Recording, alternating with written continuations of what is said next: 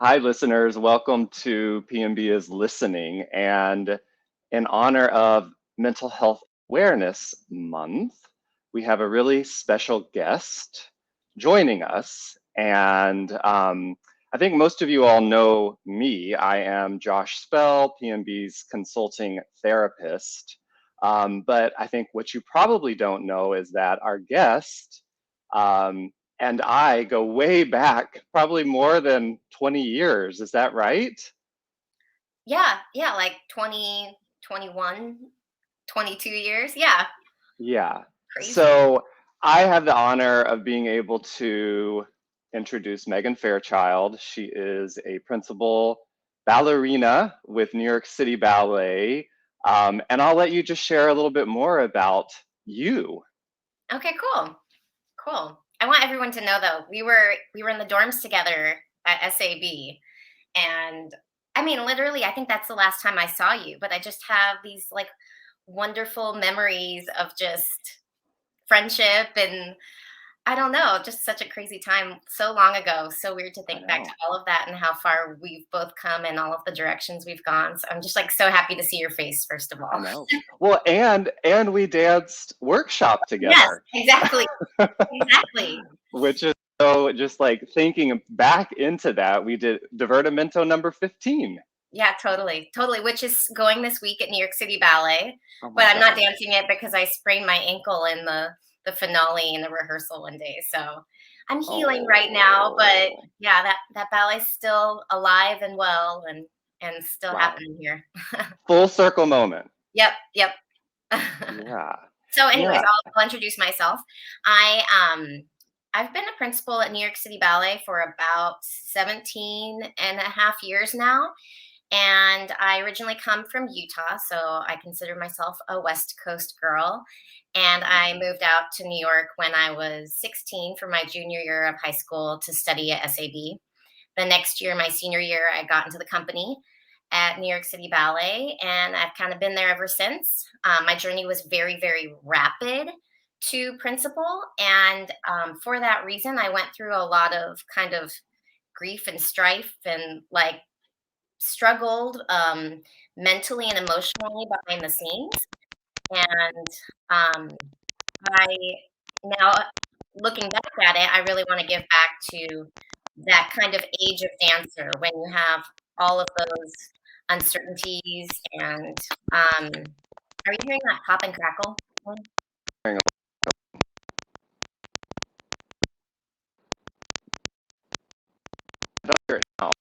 You don't hear it? Sorry, I'm still hearing it. Yeah, it's bad. I don't know what that could be. Oh, now it stopped. Okay. Okay. I think it started. Sorry, Megan. Can you go back to Start over. My journey to New York. yeah, I think that'd Yeah. be helpful. Yeah. Okay, I'm gonna pop off again. I'm sorry. Okay, cool. So I'm originally from Utah. I consider myself a West Coast girl. I trained with the School of Ballet West, which is now the Ballet West Academy. And then when I was 16, I moved out to New York to be at SAB for the winter year. And the next year, my senior year of high school, I joined New York City Ballet and had this like really rapid rise to principal. It was like 17, I was an apprentice. 18, I was a core member. 19, I got promoted to soloist, and 20, I got promoted to principal, which That's fast. isn't that it's insane. And I have Yeah. since told my boss that promoted me all of that for all of those moments, like that was didn't do me any favors. Like that Yeah. sounds fun, but I was just a mess and I was really stressed out and like wanting to do all these parts really well and also like then having to do them under the pressure of having that rank. So, Yeah. anyways, I was very stressed out in my early 20s to early 30s, even. And Mhm. I feel like I've come around on the other side and just really want to give back, to like my younger self and all of those young dancers out there that are going through those uncertain times and those moments where they're doubting themselves and those moments where it feels just like everyone around them is better than them and it's super competitive and overwhelming and that you Mhm. love this, and just kind of wanted to speak to that dancer and that student and that person, even that professional, and give them the things that I learned, that I look back now on and feel like, look, it's all okay, and this is how it works, and you know. So that's Yeah. why I wrote this book, The Ballerina Mindset, and it's about how to stay sane in a super competitive environment. And we Yep. love this environment; it's our passion. But Yep. how do you enable your dreams to come true when it's something you care about so much, but it's not your choice whether it happens or not? Truly, Yeah, and I think that we have that in common because I now am a mental health therapist, but kind of the reason that I landed in this role was because of my own experience. right? So this is really just, I don't know, the perfect conversation, I think, for Mental Health Awareness Month and being able to just delve in a little bit deeper. Yeah. Because in the ballerina mindset, you cover such a range of topics. And I just love how you put your personal story into all of it, that vulnerability.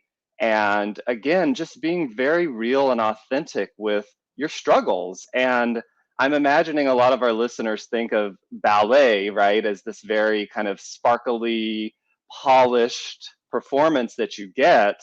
And what sometimes happens is we don't talk about what's going on backstage or behind the scenes. And so you've really brought that out. So I would love to just talk a little bit more about some of those specifics and um, maybe starting with anxiety, Hmm. because that really shows up differently for everyone. It can be manifested in different ways, but Hmm. the way you talk about it is kind of this fear of unknown outcomes. Hmm. And not only dancers, but I'm sure lots of people can relate to that uncertainty Hmm. that, many of us have faced in the past couple of years with the pandemic.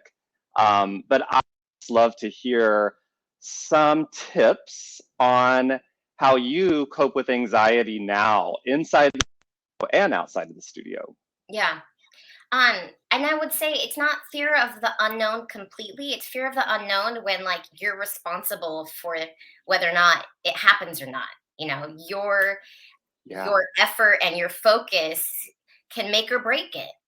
And yeah, so, I wanted to like really give the power back to young dancers in that moment of fear and anxiety. That, first of all, you mentioned like a lot of us go through this, and I think for me, mental health really means talking about what you're going through with somebody else, whether it's your parent or your friend or your partner or a therapist or even your mhm, teacher after class. Like, I think it's really healthy to acknowledge the emotion you might be going through, and the things that you're dealing with, because to really perform at your best in the moment for a live audience, you have to have peace with your mental state, and yeah, you have to have accounted for all of that. All of anything that you're hiding down, it's going to come to the surface when you're tested at your greatest moment.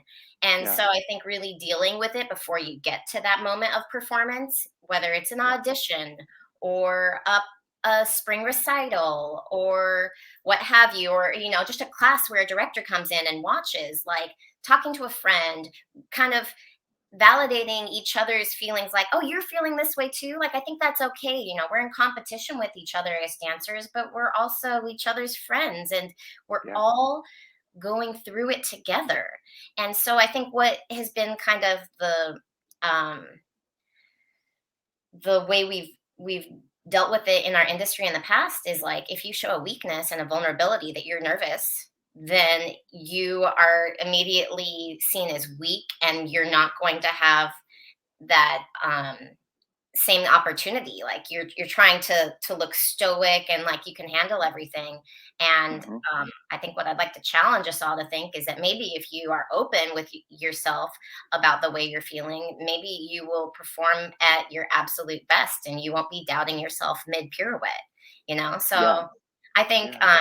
that's kind of how I'm approaching it. That's kind of what my book is like a little homage to, is like airing it all out. And I'm very open with the people that are around me, like in my company. But when I was young in the company, I didn't quite feel that way. And I kept going into these rehearsals where I was like looking at the ballet master, and I was like, I remember I was 20 and I had just been promoted to principal, and I kept going into rehearsals with Sean Lavery, and I kept like looking at him like, are you concerned for me? Like, are you worried that I could make this happen? And there was never, they were just like, okay, let's do this really hard variation that Gelsey Kirkland originated in the 70s while she was on drugs. Let's just see you do it. Yeah. And Yeah. so I, I, I was really looking for them to kind of be a more mentally supportive, but it was just kind of the environment that it was like, just show up and into rehearsal. And so I would stuff it down and I would show up into rehearsal, and I was doing stuff that I really was like not sure if I was capable of. And then I would go to the dressing room and cry for half an hour after every rehearsal Oh, leading up to the, oh, the show. It wasn't just like the yeah. rehearsal. It was like that I knew this big show was coming, and how am I going to do this ballet that I think is one of the ones that we put on the biggest pedestal.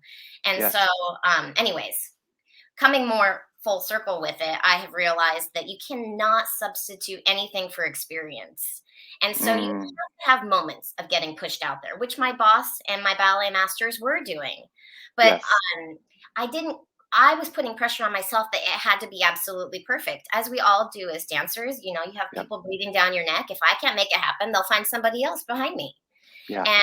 And I think that I could have given myself a little bit more room for discovery and trial and error, and Hmm. just I didn't enjoy those moments. Truly, they were just absolutely terrifying for me until Mm, I was like a couple years into it, and I was like, "Oh, well, I'm the theme and variations girl now at like 24." They just have me do it every time it happens, and I guess I'm becoming sort of a specialist at this. And because I yeah. was asked to do it, I had to go in every day at work, and if I did X, Y, and Z in my bar and in my center, I knew I'd be on my leg, however I had felt that morning, to get it done what they asked of me. And so I really Yeah. make technique um, give me consistency so that I could rely on myself. Yes. And the more times you have that you're like, oh, I can go out there and I get it done, then that anxiety goes away. But Yep. didn't really feel like I had that supportive net underneath me, and so I was like treading water. You know, I was just like grabbing Yes. whatever I could. Now I have resources like meditation, a Hmm. therapist. I mean, I spoke Yep. to a therapist back then, but it was just all fear. It wasn't like coming to any like happy places. um, Yeah. and talking to friends, and I think competition is at its most intense when everyone's kind of like looking to get those opportunities. Now I'm established, those stakes aren't so high each time I go out there, and I also have the consistency that I can rely on myself. But um I think just like letting people know the kind of anxiety that existed for someone that now feels accomplished in this Yes. space, I think Yes. just that in of itself is helpful and important. Well, and I think what you highlight is sort of this feeling of isolation and Yes, feeling like you are alone and completely. struggling in your experience. And I think that's such a kind of misconception, right? If we actually ask one another, hey, Mhm. how are you doing today? We actually find some of this common humanity. Completely. And the thing about mental health is we all have mental health, right? Yeah. Right.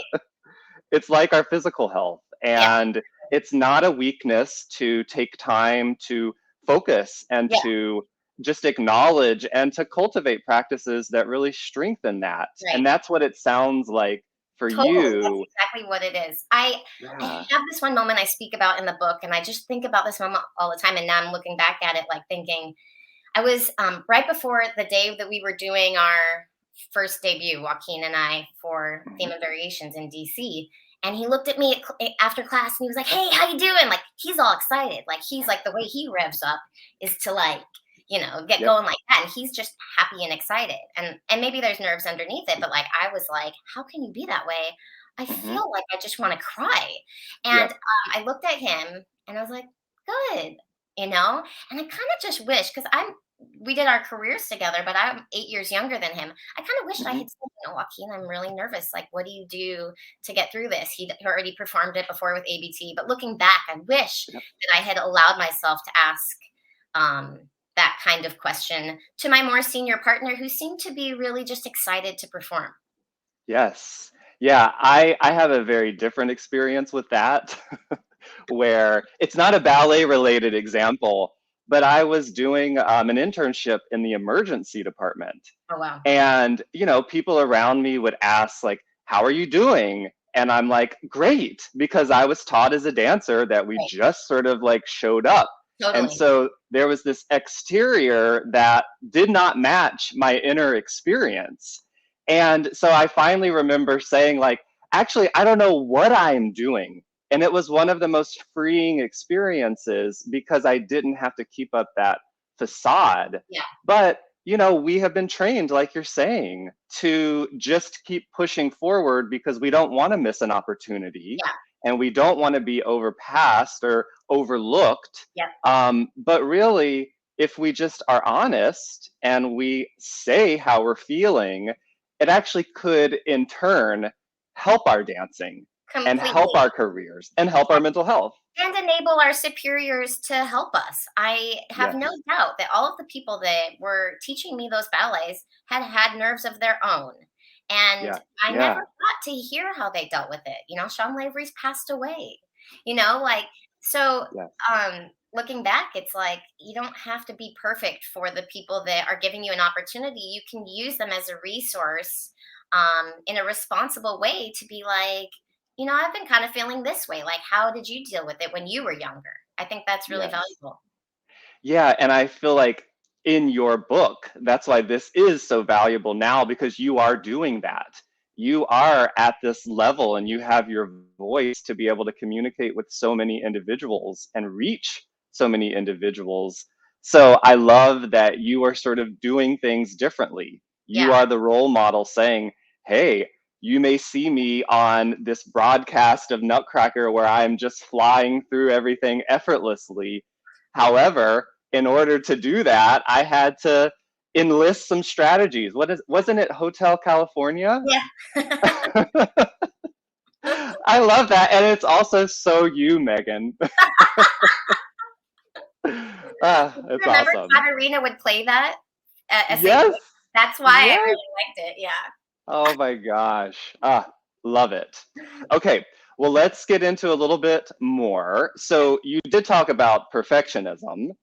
And, ballet can definitely emphasize perfecting our technique or constantly just striving to be the best version of ourselves that we can be, which that's very different than comparing ourselves to others. Hmm. But, over identifying with this mentality, and, this is something that I relate to very much so, can increase mental health concerns because we may feel like a failure if we're not living up to our expectations Right. or living up to other people's expectations. So, the title of your book, The Ballerina Mindset, but then How to Protect Your Mental Health While Striving for Excellence is so important there. So I'm wondering, how do you sort of conceptualize perfectionism versus striving for excellence? How do you differentiate that? you know, I kind of have to go through my day as a perfectionist, and then over time, I've had to learn what to let go and what to Mm, focus on. yeah. And so, like, just simple things like the house being a mess, but I've got to leave on time. It's okay that some things are not in place, like just little things like that. As I go through my day, I try to exercise when it's okay to not Hmm. be perfect and kind Yeah. of sit with it and like be okay with that. and for a perfectionist, that's hard. And Mhm. like, I'm such a perfectionist that like I remember when I was in my 20s when I would like get ready to clean my house, I would get a tremendous amount of anxiety about the process. And like, Yeah. it was like once I opened the gates to like cleaning my house, it was like I was not in a good place. And it was like everything was horrible. I mean, Yeah. really, like I have it down to my core of when I open it up. And so I've kind of had to learn when to keep those doors closed. And then I let them open. Like right now, I'm working on coming back. I'm like really using my hands a lot. Sorry. You're a Um, dancer, right? I I'm really kind of utilizing that perfectionism aspect coming back from this injury. Yeah. I'm focusing on training my ankle again and Mhm. realigning my body and turning on the muscles that should turn on and turning off the muscles that shouldn't turn on when I do all these different exercises. And so that serious attention to detail is Yeah. a really great thing for a PT exercise when things are so super subtle. But then, Yeah. and it's good for the rehearsal process, but it's good to turn it off for when you are done with the studio and you're leaving. You leave it all there. I know I put all the work in I could, and now I'm Mhm. going to go home and think about something else instead of Yeah. obsessing over it. I think that's Yes. something that goes along with perfectionism is that Sure. excessive quality. And so, and then getting to performance, letting it all free. And that's something Yeah. I didn't do or enjoy in my performance until after I went to Broadway. I had this amazing experience to do the same thing uh, 365 times. And Yep. I had to learn to find different things about it. And I had to learn that, okay, I have different partners each day, how to evolve through that. And it's not going to be perfect, and how to still sell that show. It made me realize the actual priority as a performer is what the audience sees, not how you feel. And so I Yeah. started to turn the perception of that and really like keep that perfectionism when I'm at bar, when I'm at center, when I'm working in the studio, so that I have prepared myself. And then I get to the stage and I just really try to be in the moment and listen to the music and enjoy and know that I've put the work in and I have the muscle Mhm. memory. And to give it its best life, I need to let it go. Yeah. Yeah, and I think you even say something like, I wasn't really dancing because I was so focused on executing things perfectly. Completely. And that's just so powerful because, right, like what you said, the audience is really pulled into what you're feeling, what you're expressing, not how perfect, a pirouette may be, or a line, or an arabesque, or whatever is there. Yeah. So huge.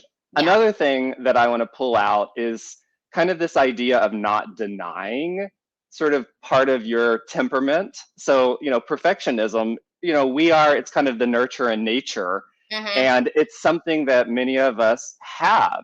And Hmm. I think for myself, I always sort of glorified and kind of just, put perfectionism on a pedestal that I wouldn't really want to stray away from. But sometimes you need to take a break from it, and you need to have those boundaries around. I can't do this forever because it's not sustainable. Yeah. Yeah. And also, like, I think what will really speak to the true perfectionist's brain is you're going to want to give your best version of your dancing in this performance. Hmm. Your best version will happen when you are more in the moment and Yeah. trusting that you've put the work in. But Yeah. holding on to it and squeezing it so tight until the very end, it keeps your head stiff. You're not going to Hmm. turn as well. You're not going to have that ease that you might have in rehearsal when you're still striving towards perfection, but you can go back and try something again. So, Yes. I think it's not about being like, I'm okay with falling over, because I'm not. I Hmm. have to Hmm. finish my double step ups at the end of every theme variation or whatever. I have Yep. to. I'm not going to not. Yeah. But in order to get there, I do have to have this process of putting the work in and then knowing when to let go and Yeah. trust. Yes. Yes, and again, you use that word, your personal best and Yeah, your personal process, right. because your process is going to be different from Totally. someone else who is doing the same role, who is doing sort of the same routine, doing the same class exercises. Right. Exactly. Exactly. Actually, there's another dancer in our company where we had shared the same ballet one year, and I wanted to talk through a technical aspect with her, and she was like, I can't even hear what you're going to say because it's going to mess me up. Like, we all have our Interesting. own way we do things, right? And we Yeah, all have our way that we succeed, and it's not the way someone else does their best version. So I think that's important to highlight too. Yeah, you're right. yeah, yeah. Okay, so meditation, mindfulness.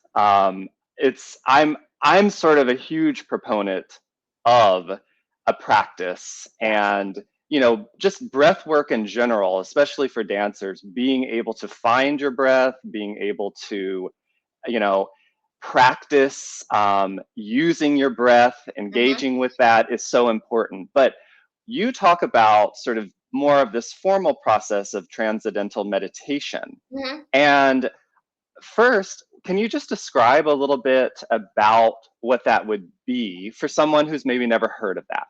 Yeah. TM is through a specific organization. You go to tm.org, Transcendental Meditation, and you learn through a like certified coach, Hmm. meditation teacher. And there's this whole little like ceremony where you get a mantra, and it's just to make Mm, it special, so that it's something that you kind of honor. yeah. And your mantra is different from everyone else's. You're not supposed to tell it to anybody, and it's like a two syllable kind of word that means nothing, Hmm. that you Hmm. are that they instruct you to say over and over again, and they instruct you how to deal with when your mind starts to wander, how to just let go and get back. And kind of the whole thing is about meditation is not controlling and sitting and being like, I have to think about this mantra, mantra, mantra, mantra, mantra. It's like, it's good that your mind is going to drift off. Yep. And what the meditation is when you go, oh, whoops, I'm drifting off. Let's come back to center. And then you Yes. sit there with that mantra, and then you drift off on another thought. Oh, whoops. Just it's the actual benefit part of it is when you bring your attention back from that Yes. thought. And so it's good that you have thoughts. So I think some people, they start meditating and they're like, I just think about too many things. I can't just sit there. And it's like that's the whole point is, Right. and it's they talk about it like layers of an onion peeling back and just getting down to a deeper core of calmness and self. And I'm not the regular meditator that I once was, because I have Hmm. 3 kids, and sometimes when I have a moment to myself, I just want to like lay there and stare at the ceiling. Yeah, that might change things, right? Having three kiddos. Yeah, but but I definitely find that in my most difficult moods, whether Mhm. I'm frustrated, whether I'm depressed, whether I cannot let go of something, whether someone has made me angry and I cannot stop Mm, thinking about a social interaction I had where they just don't understand me, or I'm totally misunderstood and I can't get off of it.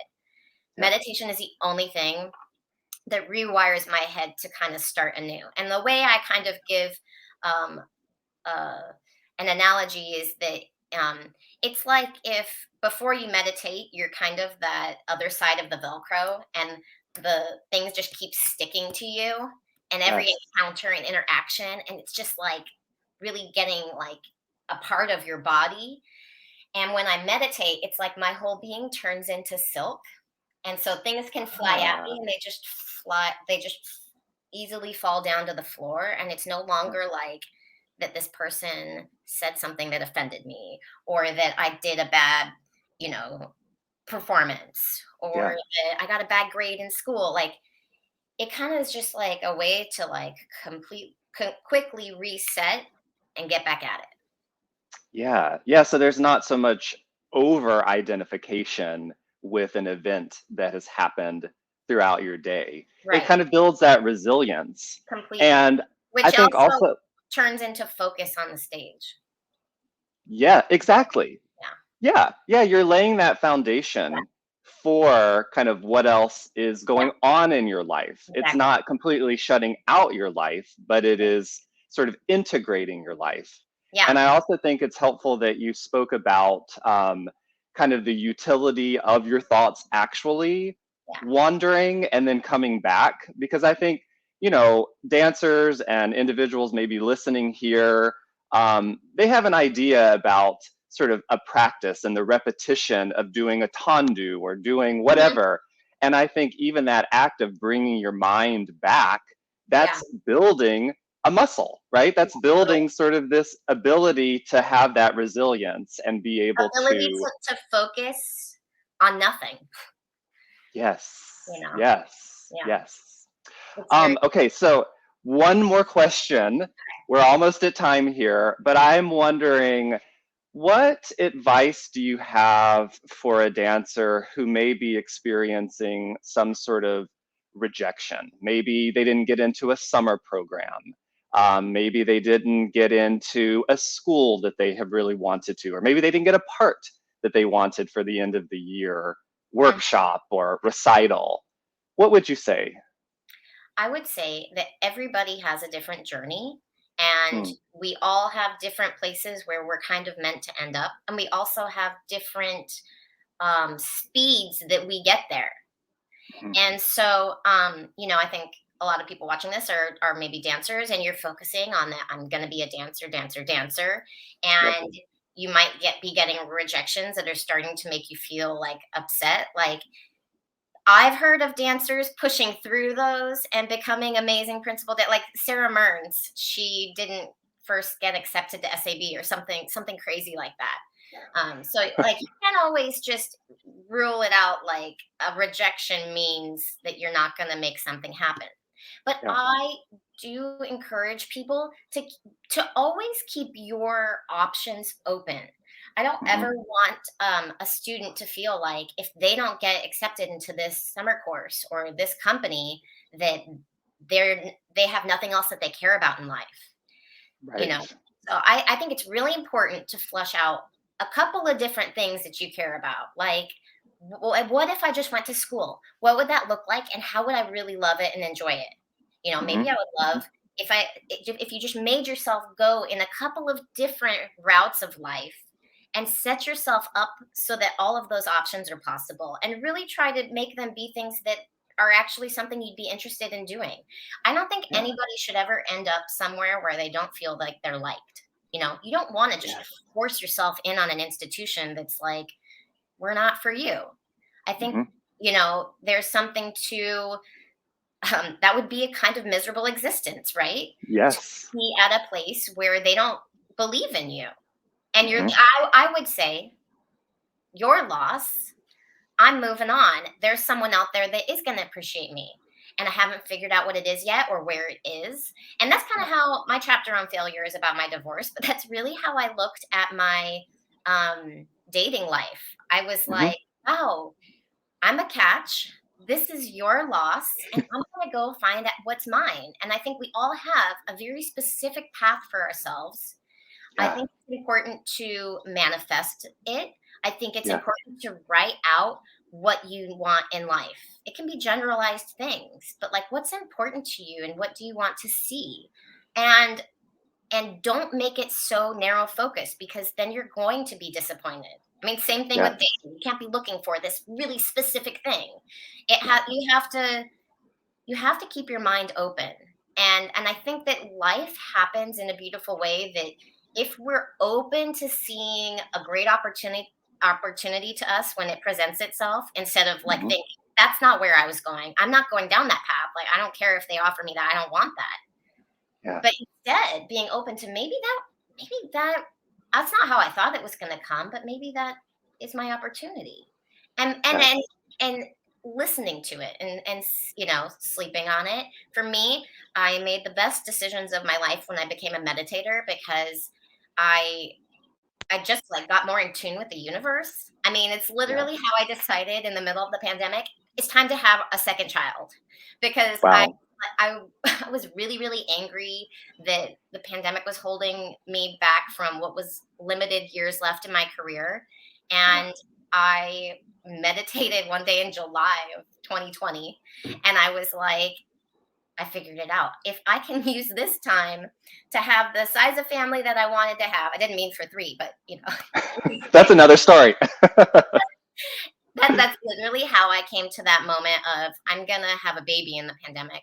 I like kind of like took a bet that the pandemic would last a certain length of time, and it's not how I planned my life. I planned to have more time in between my children, Yeah. and now I just look at the person I'm with, the family that I have as like this ultimate destiny that I didn't expect. I could not have guessed that I would end up here in New York City Ballet, that I would have the husband that I have and my Hmm. my wonderful family, and that we would live where we live. Like I couldn't have planned it or forced it. It had Yes. it had to happen, and I had to let it come to me and be open to those opportunities when they came my way and not think, oh, that's not mine. That's not for me. That's not what I'm doing. Yes. I think being Yes. open is huge. Don't go anywhere where they don't want you. It's not fun. Right. And keep your options open. Keep going to school. All of those ballet students, keep school is incredible, and there's so many different directions you can go with it. And you can also study ballet at school. So that would be Yes. my advice. Yeah, and a great way of also summing up mental health is very personal, and it's paying attention to what works for you, what Yeah, is right for you, what tools help you. right. So, I feel like we could keep going, Megan, and there's so many other things that I have curiosity for, but I want to thank you for taking time to be with us here today and sharing your story with our Pacific Northwest Ballet audience, who I'm imagining knows who you are, Megan.